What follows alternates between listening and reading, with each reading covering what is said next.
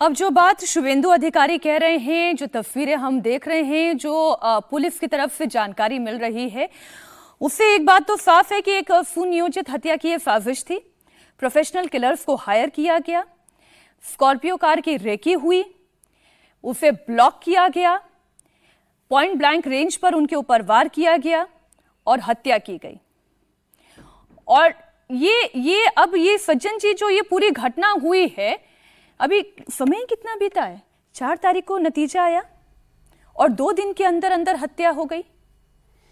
नहीं, देखिए, 2 चीज़ें इससे स्पष्ट होती हैं। एक, अभी तक हम लोग मानते थे कि बंगाल में जो हिंसा होती है बहुत ही रक्त रंजित हिंसा होती है, लेकिन हमारा मानना था कि वो पॉलिटिकल मर्डर्स होते हैं और आमतौर पे ये जो सत्तारूढ़ पार्टी है उनके तरफ से विपक्ष के लोगों के करवाए जाते हैं।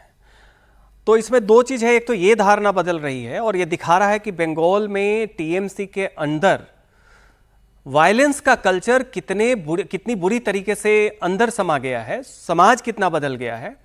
कि देखिए, 1970 की बात है, जब कांग्रेस सत्ता में थी, उस समय एक मर्डर हुआ था वर्धमान में। सीपीएम की एक रैली जा रही थी और एक परिवार था जिस घर का नाम था साईं बारी। उसमें उस भीड़ ने अटैक किया। 2 भाई थे, दोनों भाई की उसी समय भीड़ ने हत्या की। कहा जाता है कि मां को दोनों भाइयों के बेटे के खून से सने हुए चावल खाने के लिए मजबूर किया। उसके बाद दूसरे थे, उनकी आंख निकाल ली गई। यह कांग्रेस के जमाने में सीपीएम ने किया था। इस पे कई इन्वेस्टिगेशन आई, सब कुछ हुआ, लेकिन कुछ हुआ नहीं। लेकिन फिर भी यह था कि यह सब राजनीतिक हत्याएं थी। लोग जानते थे कि विपक्ष जा रहा है, उसके लोगों ने अटैक किया, और वही चीज बाद में भी। लेकिन शायद वहां पे प्रोफेशनल गुंडों को, क्रिमिनल्स को हायर करके, जो बाकी जगह आप पंजाब में या बाकी जगह देखते हैं कि मर्डर्स होते हैं, ये पहली बार नहीं हो रहा है। अगर आप ध्यान करें, 4 अक्टूबर 2020 को जब फिर बीजेपी चुनौती दे रही थी और बैरकपुर में ही वहां के बाहुबली नेता, जो अभी बीजेपी में है और उस समय भी बीजेपी में चले गए थे, अर्जुन सिंह, जब वो बीजेपी में चले गए थे और काफी वहां पे बीजेपी के लिए प्रचार प्रसार कर रहे थे, उनके बहुत करीबी मनीष शुक्ला, उनकी हत्या इसी तरीके से, जब वो कहीं मार्केट में थे बाइक पे, 4-5 लोग आके ऑटोमेटिक असॉल्ट राइफल से उनकी दंदना के हत्या की थी, जो बिल्कुल फिल्मी स्टाइल में एक समय में बिहार, यूपी, पूर्वांचल, जो आजकल जो पंजाब से जुड़े हुए माफिया के बारे में सुनते हैं, वो हुआ था। लोगों ने उसको एक्सेप्शन माना कि बंगाल में पॉलिटिकल मर्डर्स बहुत भयावह होते हैं, लेकिन वो पॉलिटिकली पता रहता है कि सत्तारूढ़ करती है। ये जो अभी मर्डर हुआ है चंद्रनाथ रथ का, ये बिल्कुल उसी स्टाइल से होता है जैसे एक क्रिमिनल सिंडिकेट प्रोफेशनल किलर्स करते हैं। तो जो पॉलिटिकल नेचर बंगाल का था, वो अब क्रिमिनलाइजेशन की ओर चलेगी, जहां पे प्रोफेशनलाइजेशन ऑफ क्रिमिनल्स भी हो गया है। कि अब पॉलिटिकल्स जो क्रिमिनल्स होते थे, जो नेता जो गुंडों को अपनी पार्टी में लाते थे और वो खुल के गुंडे ही करते थे, ये वो दिखा रहा है कि अब वहां पे टीएमसी के अंदर में, चाहे मनीष शुक्ला की हत्या हुई हो अक्टूबर 2020 में, चाहे चंद्रनाथ रथ की हत्या हुई हो कल, ये दिखाता है कि बंगाल में टीएमसी के अंदर पॉलिटिकल वायलेंस अब क्रिमिनल वायलेंस में बदल चुका है। ये केवल रूलिंग पार्टी का वायलेंस नहीं है, ये वही दौर है जहां पे अपोजिशन सत्ता से तो बाहर हो गया है, लेकिन वो ये संदेश भेजने की कोशिश कर रहा है कि अभी भी वायलेंस क्रिएट करने की कैपेसिटी, फियर इंस्टॉल करने की कैपेसिटी जो नहीं चला चुनाव के नतीजों में। मैसेज की बात कर रहे हैं, तो इसका मतलब तो फिर यह है, जो बात शुभेंदु अधिकारी कह रहे हैं कि अगर मैं भवानीपुर हार गया होता तो चंद्रनाथ रथ की हत्या नहीं होती। अगर वो भवानीपुर चुनाव हार गए होते और मुख्यमंत्री के वो चेहरे नहीं होते, ये बात हालांकि शुभेंदु अधिकारी नहीं कह रहे हैं, ये बात, लेकिन सवालिया निशान है ना। शुभेंदु अधिकारी इस वक्त सीएम फेस के फ्रंट रनर में हैं और एक मैसेज पूरे पश्चिम बंगाल में देने की कोशिश हुई है। एक वो व्यक्ति जो पश्चिम बंगाल में बहुत महत्वपूर्ण है, वो व्यक्ति जिसने सिटिंग सीएम को हरा दिया, वो व्यक्ति जो आने वाले समय में मुख्यमंत्री का चेहरा हो सकता है, उसका अपना क्लोज एसोसिएट भी सुरक्षित नहीं है। तो सरकार भले ही आपकी हो, लेकिन सिस्टम हमारा काम करेगा। पुलिस भले ही सरकार की हो, लेकिन गुंडई और गुंडा राज वहां पर काम करेगा।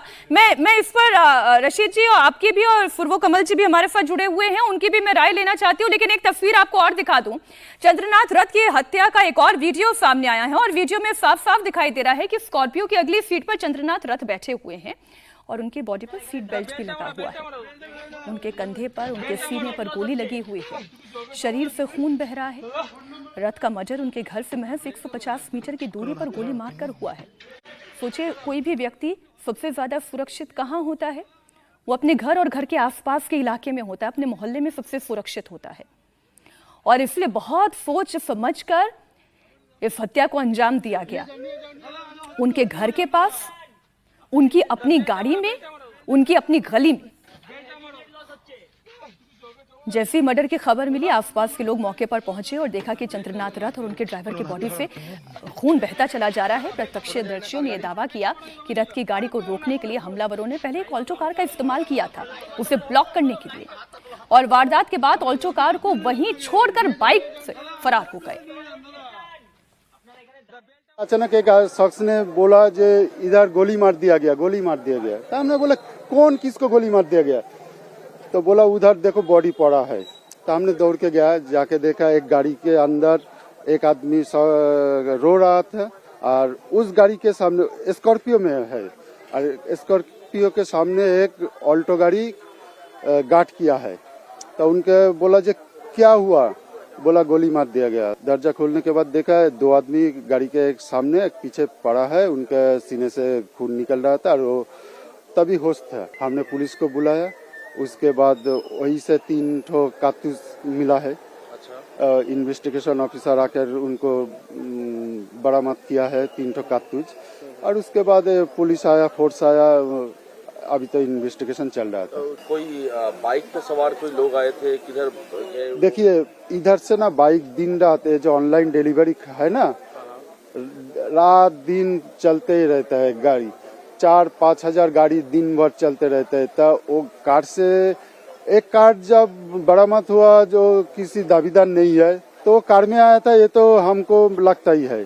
लेकिन वो भागा कैसे, मोटर बाइक से है या दूसरा कुछ, ये मुझे पता नहीं। अब इसी बयान को आधार बनाकर चंद्रनाथ रथ की जिस तरह से किलिंग हुई है, मेरे सहयोगी पवन नारा मेरे साथ जुड़े हुए हैं। पवन, ये समझने की बहुत ज़रूरत है कि चंद्रनाथ रथ कौन है। आप तो इतनी देर से शुभेंदु अधिकारी को फॉलो कर रहे हैं, उनके पॉलिटिकल मैनेजमेंट को देख रहे हैं, उनके प्रोसेस ऑफ वर्किंग देख रहे हैं। चंद्रनाथ रथ कितने इंपॉर्टेंट थे शुभेंदु अधिकारी के लिए? देखिए, शुभेंदु अधिकारी पिछले 5 साल से लीडर ऑफ ऑपोजिशन की भूमिका में थे और चंद्रनाथ उनके पीए थे। यानी उनका जितना भी जनसंपर्क होता था, चाहे वो नेताओं के साथ, चाहे उनकी पॉलिटिकल एंगेजमेंट्स हो, उन सबको मैनेज करना उन्हीं की जिम्मेदारी थी। इतना ही नहीं, भवानीपुर में जो चुनाव हो रहा था उसमें कौन कौन नेता आएंगे, क्या क्या आएंगे, कब कब शुभेंदु कहाँ किस नेता के साथ उपलब्ध होंगे, वो सब वही मैनेज कर रहे थे। बता दूं आपको कि वो चंडीपुर विधानसभा जो कि नंदीग्राम के बगल में है, वहां के रहने वाले हैं। उनका परिवार पहले से टीएमसी में है, खुद वो एयरफोर्स में सेवानिवृत्त होकर वापस आए थे, उसके बाद शुभेंदु अधिकारी के साथ थे। यानी शुभेंदु अधिकारी के लिए अगर बीजेपी के किसी नेता को या कार्यकर्ताओं को पहुंचना है तो वो संपर्क सूत्र थे। इसीलिए बहुत सारे कार्यकर्ता और विधायकों को हमने अस्पताल के सामने कल नम आंखों से देखा कि किस तरीके से चंद्रा बोलते थे जिन्हें, वो चंद्रा से उनका संपर्क था। और भवानीपुर के चुनाव को मैनेज करने के लिए ही वो अकेले मध्यग्राम के इस इलाके में जहां उनकी हत्या हुई है वहां रह रहे थे। उनका परिवार अभी भी चांडीपुर में ही रहता है। तो कुल मिलाकर वो बहुत महत्वपूर्ण थे और इसलिए ज्यादा नजरिया समझिए, अगर शुभेंदु अधिकारी तो किसी को संपर्क करना है तो वो उन्हीं के जरिए संपर्क करता था, केंद्र बिंदु था उनकी हत्या करना। पवन, जो आप समझा रहे हैं, अगर मैं उसी को आधार मानकर कहूं रशीद जी कि एक ऐसे व्यक्ति की हत्या की गई है जो सरकार बन जाने के बाद अगर शुभेंदु अधिकारी मुख्यमंत्री बनते हैं तो ऐसी परिस्थिति में आने के बाद चंद्रनाथ रथ कितने महत्वपूर्ण व्यक्ति होते। यूं कहूं कि दाया हाथ अगर थे वो शुभेंदु अधिकारी के लिए, तो ये कहना गलत नहीं होगा। और उनकी हत्या से एक मैसेज पश्चिम बंगाल में क्या देने की कोशिश हुई है कि आपका अपना दाया हाथ सुरक्षित नहीं है? जी मीनाक्षी, पहली बात तो ये कि बहुत ही ज्यादा ये भयानक और दुर्भाग्यपूर्ण बात है, और इसमें बड़े सारी व्यवस्था के ऊपर प्रश्न चिन्ह उठता है।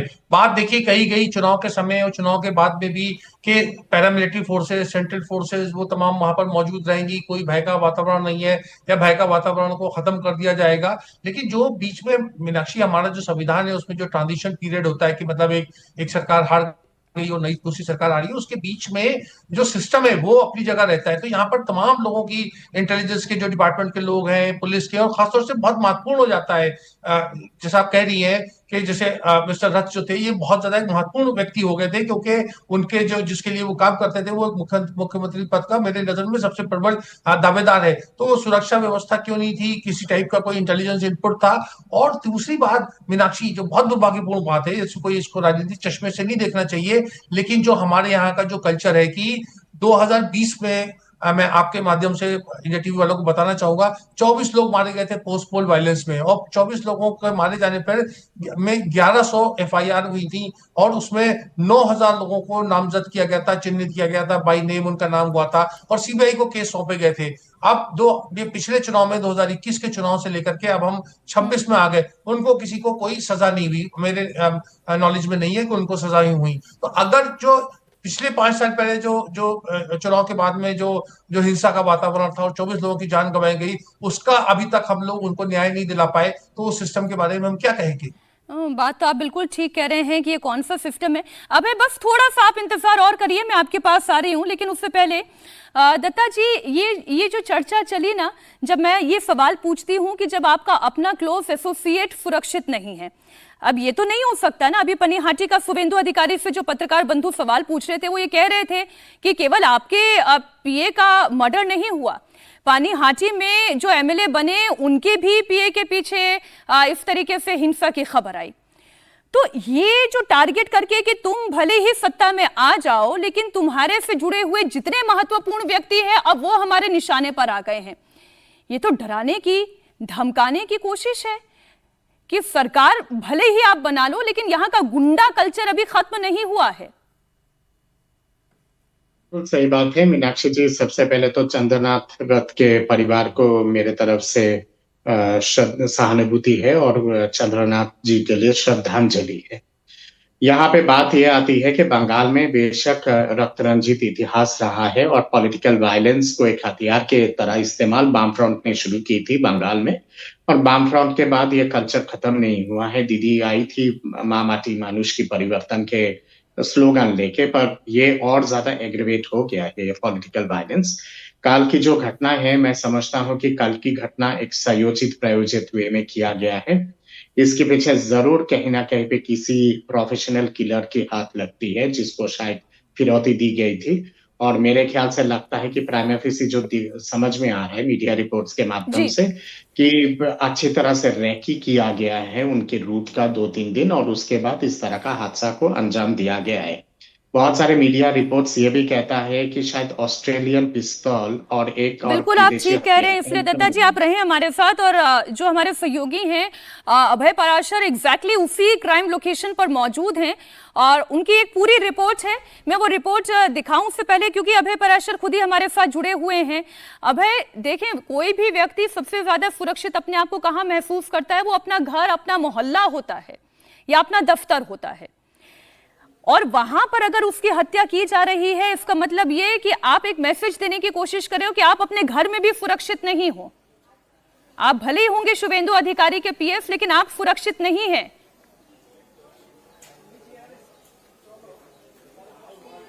देखिए बिल्कुल मीनाक्षी, ना केवल ये मैसेज देने की कोशिश की गई है कि अपने इलाके के अंदर शुवेंदु अधिकारी के पीए सुरक्षित नहीं है, बल्कि चुनाव जीतने के बाद जिस तरीके से बीजेपी ने चुनाव जीता और शुवेंदु अधिकारी के पीए के ऊपर इस तरीके से घर के बाहर घात लगाकर हमला करना, इसका मैसेज ये है कि बहुत बड़ी हिंसा की साजिश जो है वो बंगाल के अंदर हो रही थी। और इसी गली की वो सीसीटीवी फुटेज जो है मीनाक्षी आपने दिखाई, बहुत कंजेस्टेड गली है, कहीं बाहर गाड़ी को फॉलो नहीं किया गया। इस इलाके के अंदर बिल्कुल यहां से 150-200 कदम पर सोसाइटी है जिस अपार्टमेंट में रहते हैं, और वहां से महज थोड़ी दूर पहले जहां पर अभी आपको ये कांच के टुकड़े नजर आ रहे हैं, ये उसी स्कॉर्पियो गाड़ी के कांच के टुकड़े हैं। यहां पर बाकायदा एक गाड़ी उनको पहले रोकती है और उस गाड़ी की जो नंबर प्लेट है, जो चेसिस नंबर है, वो उसके अंदर फर्जी पाए जाते हैं। पुलिस की अगर मैं आपको अपडेट की बात करूं मीनाक्षी, तो अभी जो जानकारी है, कुछ संदिग्धों को पुलिस ने हिरासत में लिया है, एक बाइक पुलिस ने बरामद की है। लेकिन क्या ये वही शूटर्स हैं जिन्होंने पॉइंट ब्लैंक से, बेहद नजदीक से इस हत्याकांड को अंजाम दिया है? इस बारे में अभी पुलिस कुछ साफ नहीं कर रही है। लेकिन जिन्होंने साजिश रची, क्योंकि एक दो दिन नहीं बल्कि पूरी टाइमलाइन खंगाली गई कि कितने बजे जो पीए हैं वो यहां से निकलते हैं, कितने बजे आते हैं, उनकी गाड़ी कहां पर ब्लॉक की जा सकती है। ये बिल्कुल नैरो कट है। यहां पर अगर किसी स्कॉर्पियो गाड़ी को दूसरी गाड़ी अगर ओवरटेक करती है तो वो यहां से भाग नहीं सकते। आगे जहां पर अपार्टमेंट है वहां पर और गली जो है वो संकरी हो जाती है। इसी वजह से इस जगह को घेरा गया। एक गाड़ी ने पहले कवर किया, उसी दौरान बाइक पर कुछ लोग आए और उन्होंने बिल्कुल नजदीक से गोलियां चलाई हैं। तो फिलहाल कुछ लोगों को पुलिस ने हिरासत में लिया है। एक तस्वीर मैं आपको और दिखा दूं, सामने की तरफ जहां पर आगे आपको फिलहाल पुलिस ने यहां पर बैरिकेडिंग आगे कर रखी है, वहां पर एसआईटी की टीम अभी भी मौजूद है। इस इलाके के कई सीसीटीवी फुटेज, क्योंकि जो सीसीटीवी फुटेज सामने आई है उसमें यह जरूर दिखाई दे रहा है कि बाइक सवार निकल रहे हैं, गाड़ी आ रही है, लेकिन और ज्यादा जो आरोपी हैं जिन्होंने इस हत्याकांड को अंजाम दिया है उनके चेहरे और ज्यादा क्लियर हो सके, इसीलिए एसआईटी की टीम लगातार यहां पर और फुटेज खंगाल रही है। कुछ संदिग्धों को लेकर अब से थोड़ी देर पहले टीम, जो एसआईटी की टीम है, वो थाने से निकली थी। पूछताछ लगातार जारी है, लेकिन जो शूटर्स हैं जिन्होंने इस वारदात को अंजाम दिया वो अभी गिरफ्त से बाहर हैं। लेकिन साजिश रचने वाले, रेकी करने वाले कुछ लोग इस वक्त पुलिस की हिरासत में हैं, जिनसे लगातार पूछताछ की जा रही है। अभय, आप रहे हमारे साथ। हम चंद्रनाथ रथ के बारे में बात कर रहे हैं और ऐसा तो नहीं है कि कोई वो एक पॉलिटिशियन है या कोई पब्लिक फिगर है, वो शुवेंदु अधिकारी के एक एसोसिएट के तौर पर काम कर रहे थे। अर्जुन सिंह का एक बयान आपको सुनाना इसलिए जरूरी हो जाता है कि अर्जुन सिंह ये कहते हैं ये पॉलिटिकल किलिंग है, ऐसा उनका मानना है, और टीएमसी ये पॉलिटिकल किलिंग करा रही है। और उसके पीछे कारण अर्जुन सिंह ये कह रहे हैं, वो तो सीधा सीधा आरोप लगा रहे हैं अभिषेक बैनर्जी पर। वो ये कह रहे हैं कि अभिषेक बैनर्जी को आप कम मत समझिए, ये हार वो पचा नहीं पा रहे हैं। वो अभिषेक बैनर्जी पर आरोप लगाते हुए कह रहे हैं कि एक व्यक्ति ने उन्हें थप्पड़ मार दिया था, तो उसके बाद उन्होंने बदला लेने के लिए इंतजार किया, और इंतजार ऐसा कि 7 साल के बाद जब उन्हें मौका मिला तो उन्होंने उस व्यक्ति को पिसवा कर मार डाला। तो ये जो तस्वीर भी आप देख रहे हैं, ये तो जिस तरीके की हिंसक घटना सामने आई है उसके बाद प्रोटेस्ट का दौर भी शुरू हो गया है। लेकिन ये जो अर्जुन सिंह कह रहे हैं, मैं जरा बयान सुना ही देती हूँ आपको और उसके बाद करते हैं इस पर चर्चा। वायलेंस है कि अभिषेक बनर्जी ने करवाया है, ये तो तदंत का बात है। ये पोस्ट पोल वायलेंस नहीं, ये प्लानिंग मर्डर है। एकदम कोई बढ़िया शार्प शूटर को देकर एजेंसी द्वारा ट्रेंड किया हुआ कोई शार्प शूटर है। और अभिषेक बनर्जी का तो कुछ पुलिस अधिकारी है सब जो यही काम करता है। अभिषेक बनर्जी पर जो एक वो पागल एक बार स्टेज पर एक थप्पड़ चलाया था, उसको 7 बरस के बाद अभिषेक बनर्जी ने ट्रक से चपवा के मार दिया था। तो वो सब पता है। किशन जी से वो सामने रख के ममता बनर्जी सरकार में किशन जी को इन लोगों ने गोली मारवा दी। तो ये अभिषेक बनर्जी का करिस्तानी है, वो हजम नहीं कर पा रहा है कि उसकी सरकार नहीं है, इसलिए तदंत होने दीजिए, वही गिरफ्तार होगा। अब सज्जन जी, ये जो बात अभी कह रहे हैं अर्जुन सिंह, आपने बताया कि इनके भी अपने क्लोज एसोसिएट की ऐसे ही हत्या की गई थी, तो ये तो सीधा अभिषेक बनर्जी को टारगेट कर रहे हैं। देखिए, कुछ चीज़ें स्पष्ट हैं। पहली बात तो ये कि ये हत्या राजनीतिक हत्या है। चंद्रनाथ रथ जो थे वो लो हैंगिंग फ्रूट थे, क्योंकि शुवेंदु अधिकारी को जेड सिक्योरिटी मिला हुआ है, जेड प्लस नहीं, जेड सिक्योरिटी मिला हुआ है। तो इसलिए वहाँ तक पहुँचने के लिए जिस तरह की एक्सपर्टीज और ये सब चाहिए वो शायद काफ़ी मुश्किल होती। तो उसमें एक सिंबोलिज्म जाता है कि भाई शुवेंदु जब अपने पीए को ही नहीं बचा पा रहे हैं, तो कल के डेट में वो जो भय से भरोसा की नैरेटिव की बात चल रही थी, उसको एक तरीके से क्रैक करने के लिए चैलेंज ही किया जा रहा है। और क्या किया जा रहा है कि भाई किस भरोसे की बात आप कर रहे हैं, आपका अपना पीए सुरक्षित नहीं है।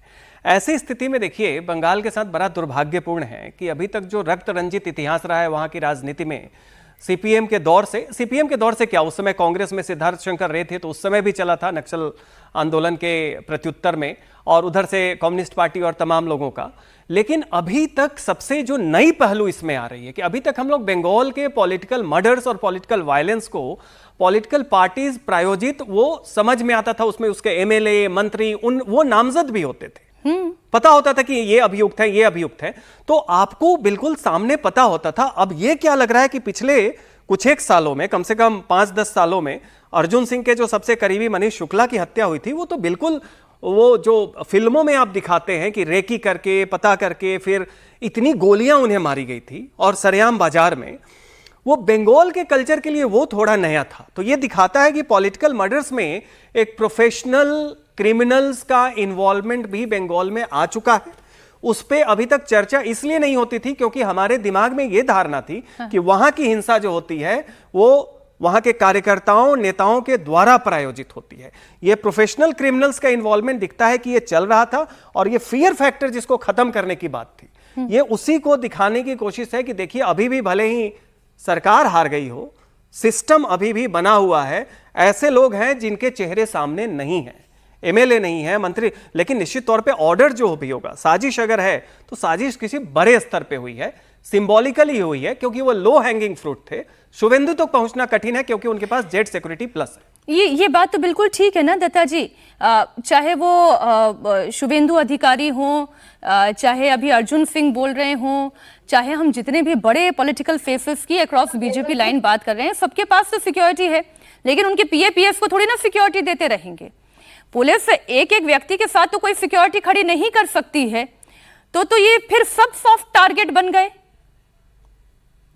ये बिल्कुल सही बात है, और मैं समझता हूँ कि तमाम जितने सारे लोग जो पॉलिटिकल पार्टीज के लिए काम करते हैं, चाहे वो सत्ता पक्ष के लिए करे, वामफ्रंट के लिए करे, कांग्रेस के लिए करे, टीएमसी के लिए करे, टीएमसी के लिए भी ये कहीं ना कहीं एक चिंता का विषय है कि टीएमसी के अंदर जिस तरह के इंटरनल क्लैशेस हो रहा है और जिस तरह का इंटरनल फाइट हो रहा है, टीएमसी के कार्यकर्ताओं और नेताओं के साथ भी इस तरह की चीजें हो सकती है।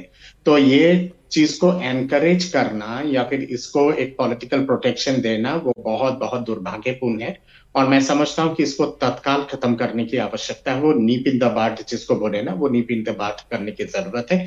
एक महत्वपूर्ण विषय यहाँ पे एक और उठाने की जरूरत है। आज मैं देख रहा था सोशल मीडिया पे कुछ वीडियोस आ रहे थे, बांग्लादेश के जो जमायत जो है ना, जमात की जो पार्टी है बांग्लादेश की, उसके मुखिया सरेआम कह रहे ममता दीदी को कि आप दिल्ली के विरोध में बगावत कर दो, और ये 17 करोड़ जो बांग्लादेशी मुस्लिम हैं आपके साथ इस मुहिम में, इस जंग में शामिल हो जाएंगे और आपके साथ बिल्कुल समर्थन देंगे, और आप पश्चिम बंगाल को इंडिपेंडेंट राज्य के हिसाब से डिक्लेयर कर दो।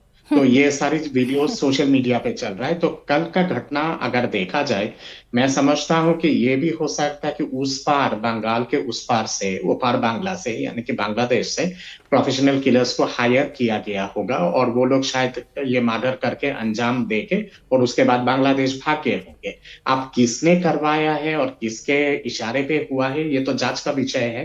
क्या इसके पीछे टीएमसी के हाथ है या नहीं, ये भी जांच का विषय है।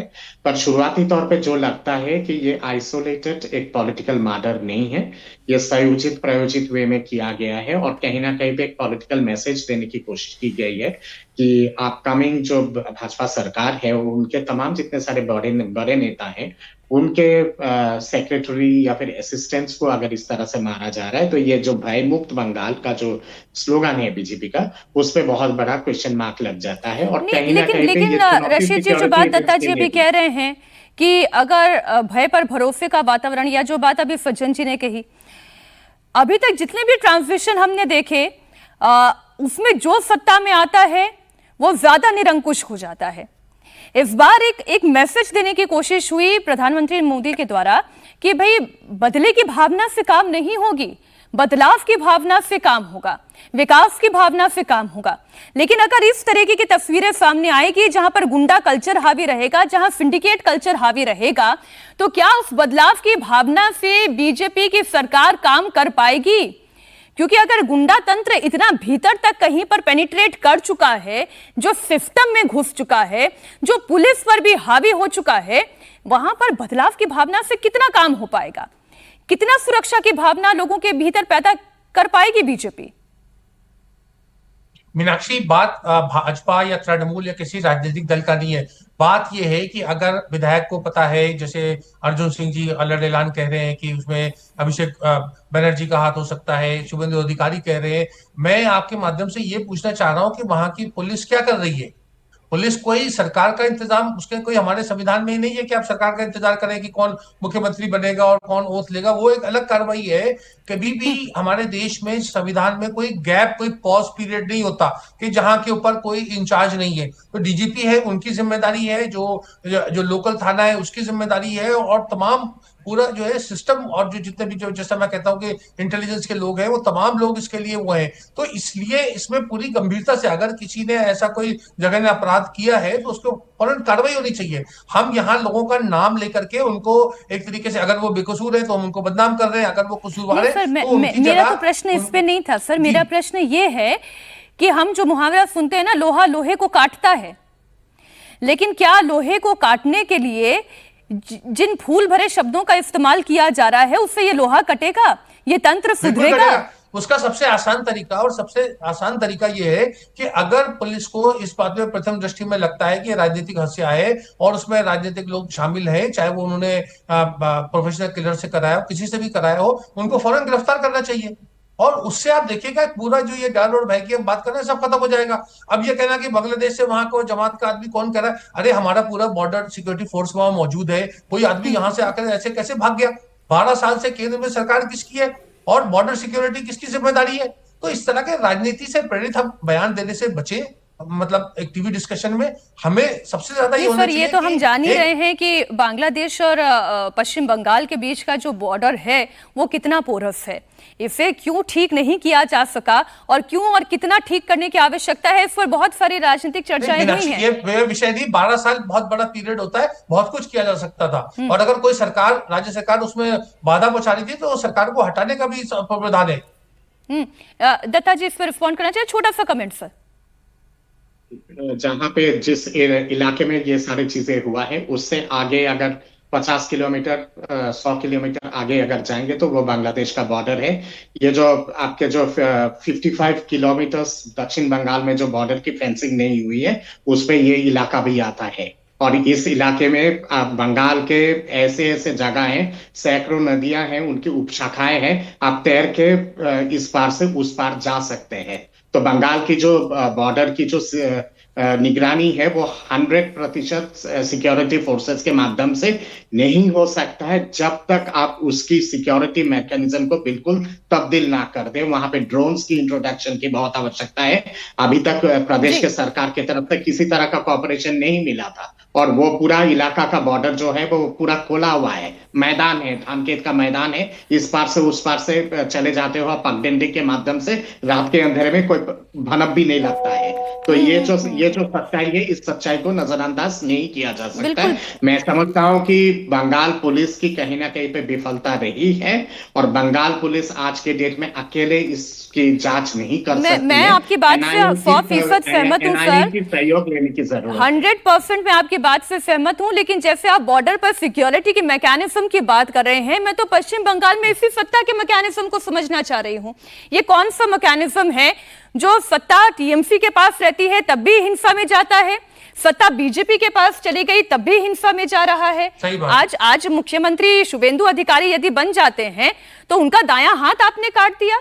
अभी पवन हमारे सहयोगी बता रहे थे कि किसी को मिलना है, किसी से बात करनी है, अगर शुभेंदु अधिकारी को कहीं किसी पब्लिक मीटिंग में जाना है।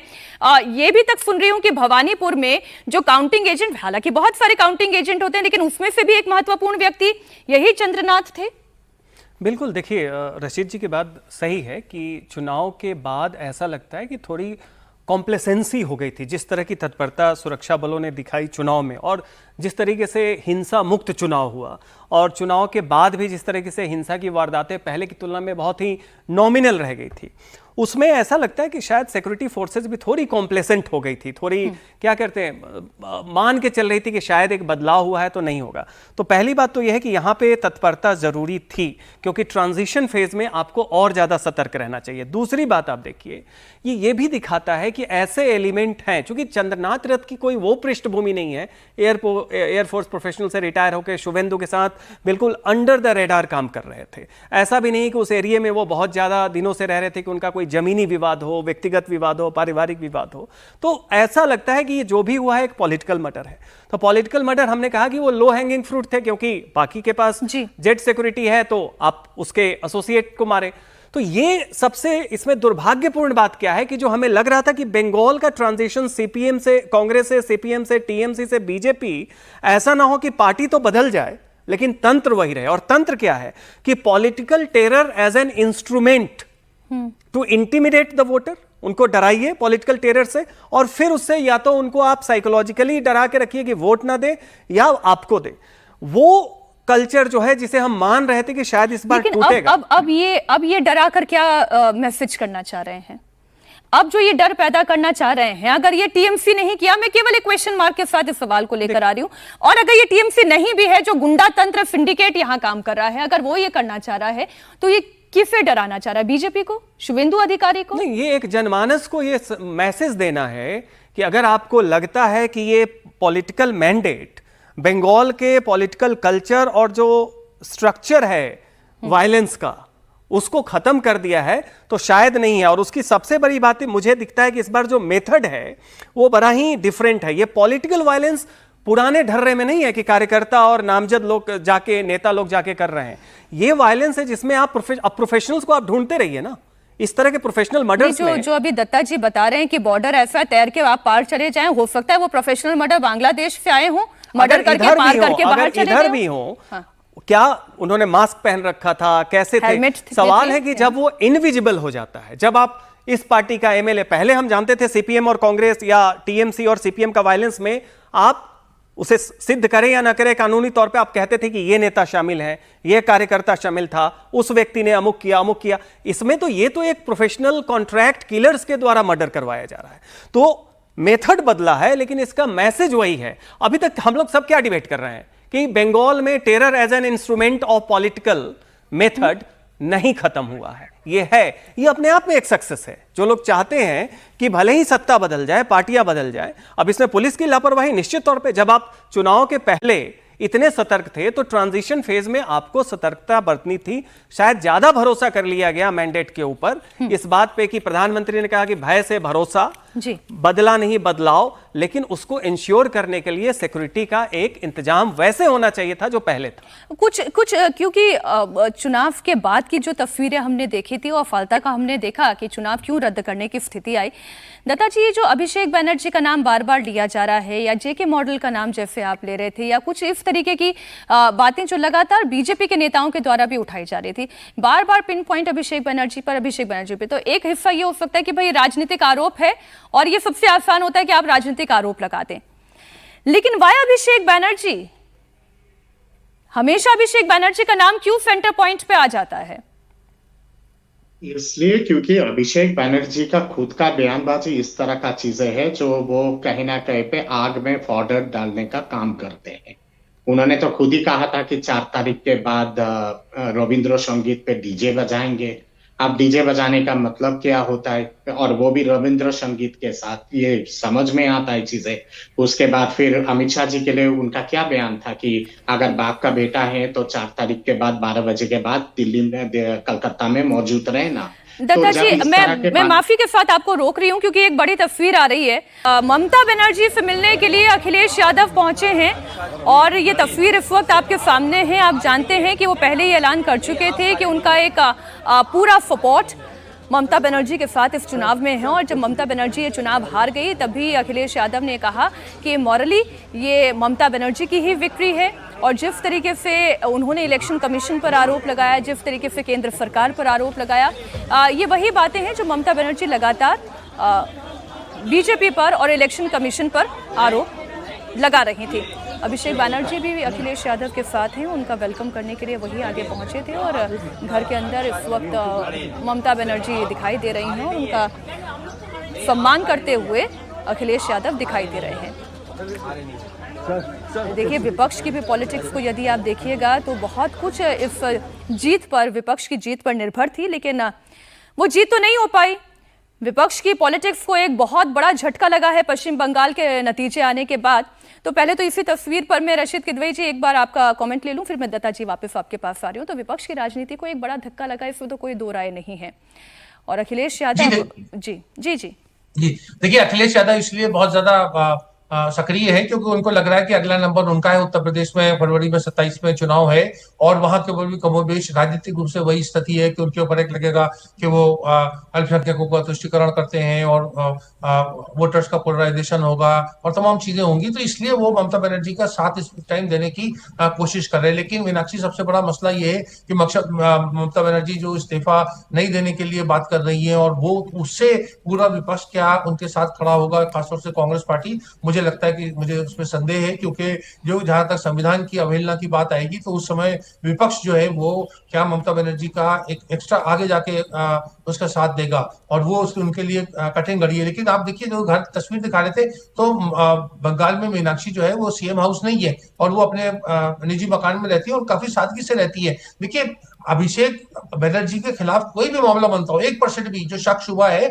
उनको फौरन पहला काम जो हमारे कानून में है उसमें गिरफ्तारी होनी चाहिए। नहीं तो हम ऐसे उनके ऊपर अलग इस तरह का नाम लगा। मैं कोई अभिषेक का पक्षधर नहीं हूं, मैं आपसे सिर्फ कानूनी व्यवस्था की बात कर रहा हूं कि व्यवस्था के अनुसार अगर वो, क्योंकि इसका तो मतलब ये है कि अभिषेक बनर्जी को बड़ी जल्दबाजी है कि जेल में जाने की, कि अभी चुनाव हारे और इस तरह की राजनीतिक हत्याएं करा रहे हैं। नहीं, सर, मैं तो उन बयानों की बात कर रही हूँ और शायद दत्ता जी भी उसी तरफ इशारा कर रहे थे कि जब आप पब्लिक डोमेन में आकर ये कहते हैं कि भाई 4 तारीख के बाद कलकत्ता में रुक कर दिखाओ फिर मैं बताऊंगा, जब आप इस तरीके से भड़काऊ बयान देते हैं तो शंका अपने आप ही की तरफ होगी ना। जी, मैं बिल्कुल, गैर जिम्मेदाराना बयान उन्होंने भी दिए, लेकिन गैर जिम्मेदाराना बयान और सज्जन भी बहुत सारी चीजें उदाहरण देते हैं, बहुत लोगों ने दिए। तो उसका तो चुनाव खत्म, वो सब बातें खत्म। लेकिन मुझे अभी भी मतलब ये मुझे ऐसा नहीं लगता है, हो सकता है कि मैं गलत साबित हूं, कि वो इतना कि अभी राजनीतिक हत्याओं को करने में, यही पे कह रहा हूं, अगर उन्हें बहुत ज्यादा जल्दबाजी है जेल जाने की या वो अमित शाह और नरेंद्र मोदी जी का व्यक्तित्व नहीं जानते हैं